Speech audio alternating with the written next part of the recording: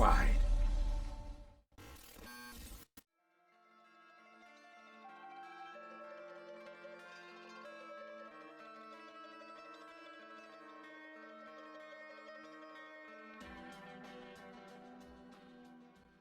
Imagine, if you will, it's the year 1999, and Resident Evil is dominating the horror genre. But then Konami releases a little game called Silent Hill. Their take on survival horror with just a little bit of a lemon twist. Whereas Resident Evil was all about fixed camera angles and pre-rendered backgrounds, Silent Hill took a fully 3D approach. Now, in order to do this, and to overcome console limitations, they had to implement heavy fog throughout the game, as well as darkness. However, this wasn't just kryptonite fog like Superman 64. This actually helped tell Silent Hill's story. Departing from the genre norm, Silent Hill focuses on a seemingly normal guy put into a dark, mysterious, and evil situation. Your quest is simply one of mystery, dread, and true horror.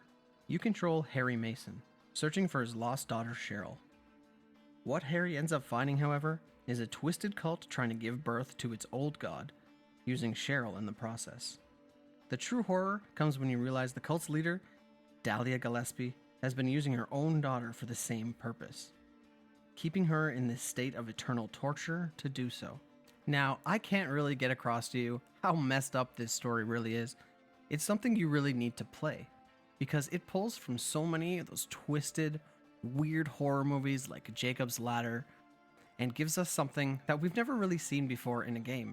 And quite frankly, they don't make games like this anymore.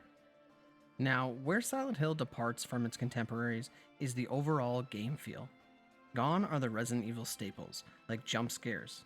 It's all about simple atmosphere.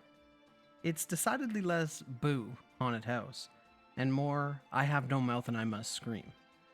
Silent Hill's gameplay alternates between the normal, heavy quotes, world, where it's thick with fog and spooky demons, and the other world, where the atmosphere becomes far more Antichrist in Jacob's Ladder, making use of this impossible space, dark ambiance, and an overall feeling of just not wanting to be there.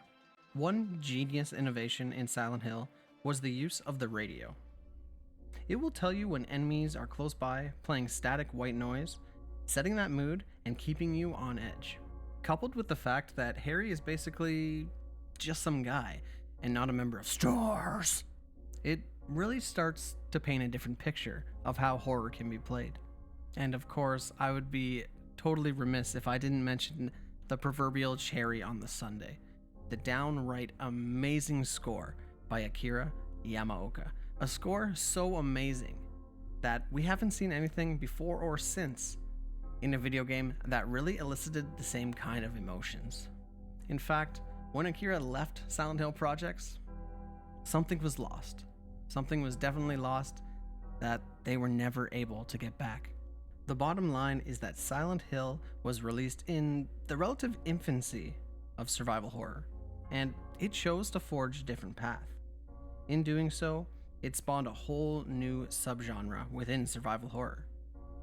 Games after this were either Silent Hill style games or Resident Evil style games, a trend that continued for a very, very long time.